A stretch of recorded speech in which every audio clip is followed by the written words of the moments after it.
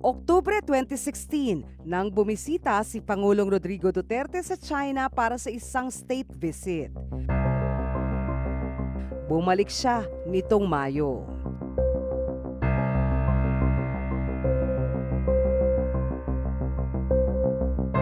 Pagpapalakas ng kalakalan, pagtatayo ng infrastruktura, turismo at ang West Philippine Sea ang ilan sa mga napag-usapan daw sa pagbisita ng Pangulo. Ang mahalagang pagtuunan ng pansin sa ating relationship with China ay iba-ibang nivel yan eh. Sa nivel ng trade and investment, napakahalaga na ma-restore natin yung mas malakas na trade and investment with China. Bakit? Kasi isa sila sa pinakamalaking bansa na lumalago at umaakyat ngayon sa global economy. Hindi malapit ang relasyon ng Pilipinas at China. Ang ginawa lang naman ni Presidente ay binuksan niya lang ang ating mga mata sa iba pang mga posibilidad. Binuksan niya po ang oportunidad ng bansa natin. Kung sa mga bansang pwede rin tayo makipagnegosyo, makipagkalakalan. The policy is independent foreign policy. We are friends to all and enemies to none.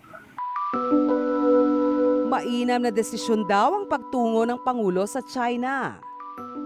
So parang nangyari dito, nagkakaroon ng kompetisyon sa pagitan ng mga mayayaman na bansa na mag-invest dito.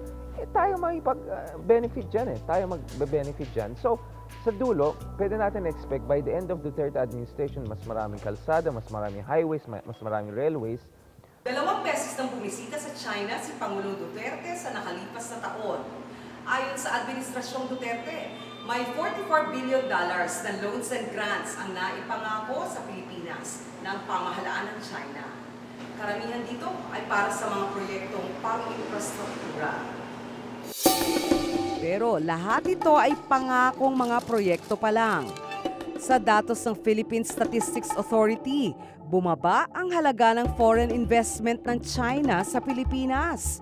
Mula sa 987 million pesos sa fourth quarter ng 2016, bumaba ito sa 282 million pesos sa first quarter ng 2017. That will take time. Hindi yan pagbalik niya dito, next week biglang meron na din agad. Tapos doon lang din talaga natin na-judge kung sulit ba yung ginastos. Kasi kahit maliit lang ang ginastos, kung wala ring napala, sayang pa din.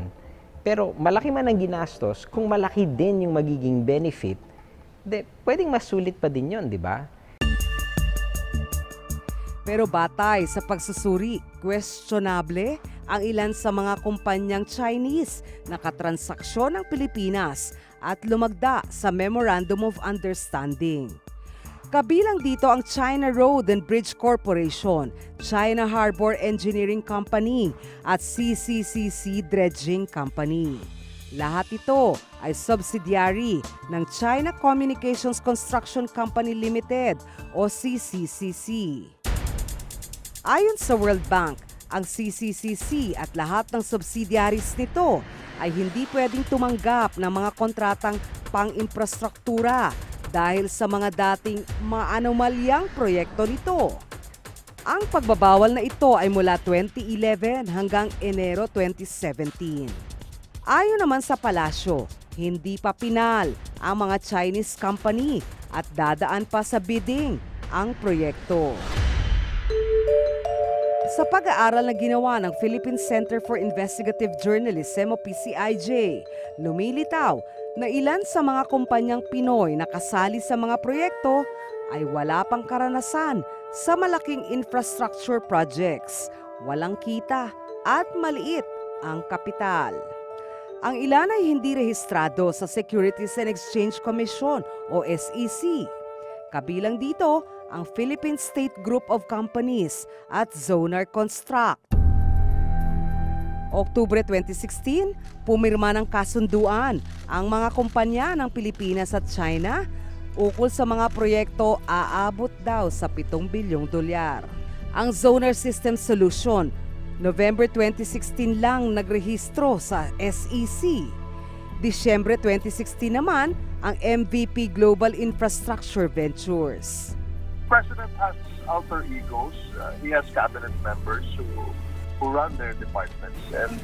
And the president has always been transparent about it. At sabi niya, pagdating sa mga negosyo, it will be, like for example, pagdating sa economy, it will be my economic team, ang sinasabi ng presidente. So, may paliwanag ng presidente yan na hindi talaga dumadaan sa kanya yung mga kontrata na yan. I think it's more of a trusting your own alter egos. Because, siyempre, kung alter ego mo yun, then that means that you really have complete trust with the capacity and the capability of that alter ego of yours. Pinuntahan namin ang opisina ng MVP Global Infrastructure Ventures Incorporated sa ground floor, Bonifacio Technology, 2nd Avenue, Bonifacio Global City, Taguig. Ang address na nakarehistro sa SEC. Walang ganoong kumpanya na nag-oopisina roon. Wala ring zoner system sa Unit C102 Ritz Towers, Ayala Avenue sa Makati. Hindi na raw ito responsibilidad ni Pangulong Duterte. The President has time and again mentioned to all of us and to the media that he talks to that walang mga kontrata na dumadaan sa kanyang kamay, wala siyang pinipirmahan. Lahat po ng mga negosyo, lahat po ng mga kontrata ay dumadaan doon mismo sa departamento na may kinalaman po doon sa negosyong yon or sa investment na yon. So as far as investments, contracts are concerned, partnership with private companies, hindi po dumadaan sa presidente. Kailangan maging mapanuri ang pamahalaan pagdating sa mga kumpanyang hahawak ng mga proyekto. Kasi lahat ng mga yan ay pagbabayaran ng ating taong bayan kasi hindi naman siya grant, siya ay loan. Ito ay uutangin natin. So babayaran pa rin to ng ating mga kababayan, ng ating future generation. So dapat sana yung proyekto ay maganda. At pangalawa, yung kumpanya na magpo-produce ng proyekto na yon, magiging partner natin, ay hindi naman kaduda-duda.